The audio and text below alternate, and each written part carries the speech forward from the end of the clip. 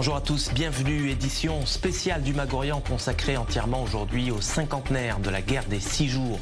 Une guerre éclair que les Arabes ont baptisée Naksa, le revers en arabe. Moshe Dayan, Yitzhak Rabin, Uzi Narkis, autant de noms associés à la victoire militaire israélienne en 67. Mais si je vous disais que le roi du Maroc, Hassan II, avait aussi contribué à la victoire éclair de l'État hébreu.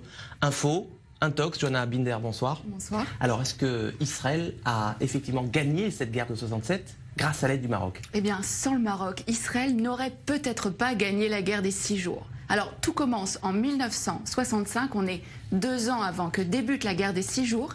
Les grands leaders du monde arabe se retrouvent à Casablanca. C'est le 3e grand sommet de la Ligue arabe. Alors, vous vous en doutez, le Mossad ne fait pas partie de la liste officielle des invités, mais il est là et il va recueillir des informations cruciales.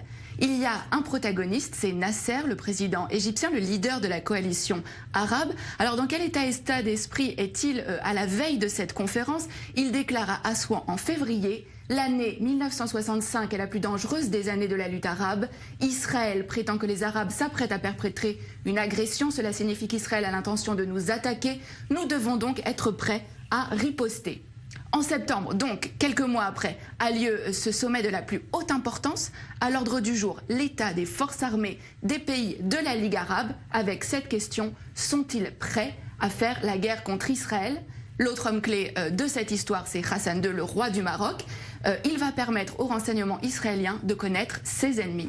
Et c'est à ce moment-là que le Mossad va donc entrer en action. Oui, absolument. Le Mossad va donc préparer cette opération en amont de la conférence. Plusieurs jours avant, une équipe du Shin Bet et du Mossad, il s'appelle à Tsiporim, donc les oiseaux, vont occuper le dernier étage du très luxueux hôtel à Casablanca où sont attendus les dirigeants arabes et où va aussi avoir lieu la conférence. Mais la veille de ce sommet, Hassan II est pris de panique et il somme les agents israéliens de quitter l'hôtel. Mais au terme de cette conférence, il va livrer aux agents israéliens l'enregistrement complet de cette conférence. Hassan II a tout enregistré en secret. Il n'a pas confiance dans les invités de la Ligue arabe. C'est à peine croyable. Mais qu'est-ce que les Israéliens vont bien pouvoir découvrir sur ces cassettes? Alors, les enregistrements vont révéler qu'il est question de créer un commandement arabe unifié pour mener les hostilités contre Israël. Et le point crucial, c'est que les rangs arabes sont profondément divisés. On va pouvoir entendre des échanges extrêmement vifs entre Hussein de Jordanie, mais aussi Nasser.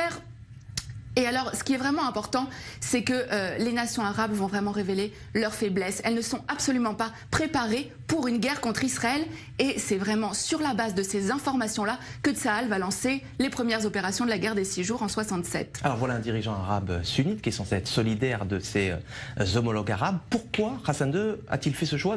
Qu'est-ce qui l'a motivé? Alors, ce qu'il faut savoir, c'est qu'avant déjà ce sommet, le Maroc et Israël entretenaient déjà des relations stratégiques. Hassan II avait accepté que des juifs marocains émigrent vers Israël, en échange de quoi Israël fournissait une aide logistique au Maroc, notamment en formant ses militaires.